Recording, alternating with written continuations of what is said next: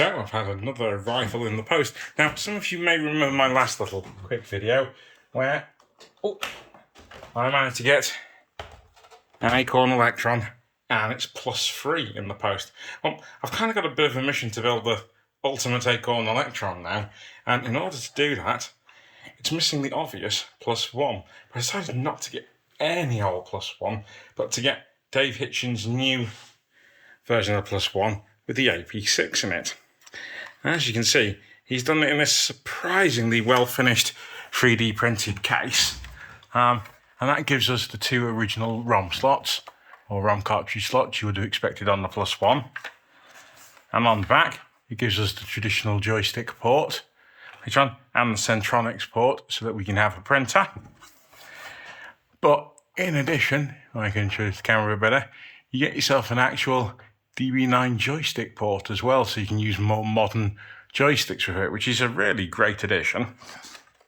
And it goes onto the edge connector at the back, and screws on in. But inside with the AP6, I'm going to try and get the lid off without causing any problems here. You gain a number of ROM sockets that can take either ROMs or EEPROMs or EEPROM, or RAM, which allows you to have sideways RAM on a BBC Micro. Now, one of the things he supplied it with is his own little +1 ROM, his extended one, which gives you a lot more commands for managing all this stuff. So I'll pop that in a second.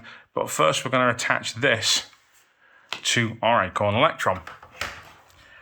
Right, so if I flip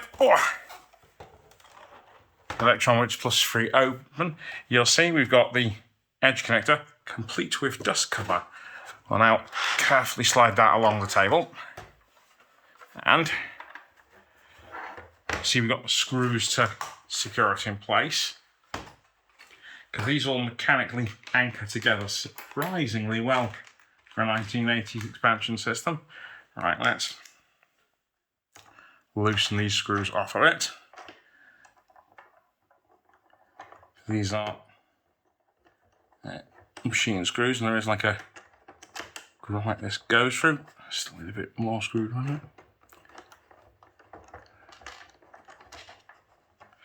Now this is exactly how +1 got secured on as well.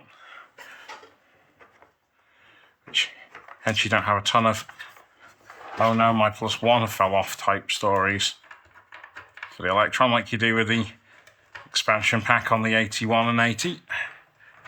I'll just keep that going. Is that actually moving along anymore? No, I think we might have hit the limit for that one. Well, so yeah, we can just about twist and push that through on this side. Oh. What the heck?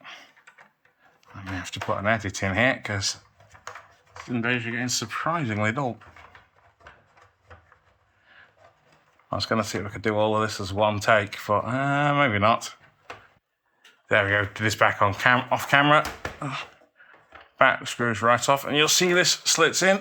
Oh, there you go, and now we can anchor these bolts back in. In you go, little. You don't have to watch me arsing around with screws quite so much. There you go, that's that one done.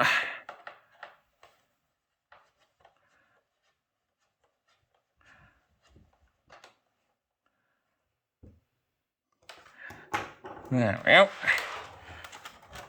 And that gives us our +ROM. I'll stick the cover back on.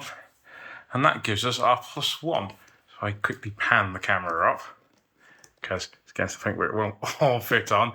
Yes, we are now an incredibly long Acorn Electron.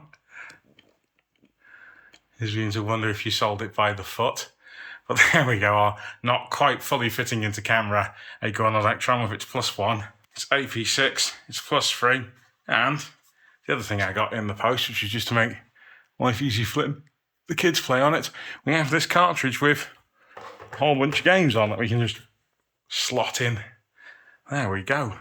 The next steps for this Electron will be to get a bunch of EEPROMs and maybe the odd RAM chip to go into the AP6, so I can get this thing set up exactly as I'd like it to be. So now you all know what the next Electron video is all going to be about, right?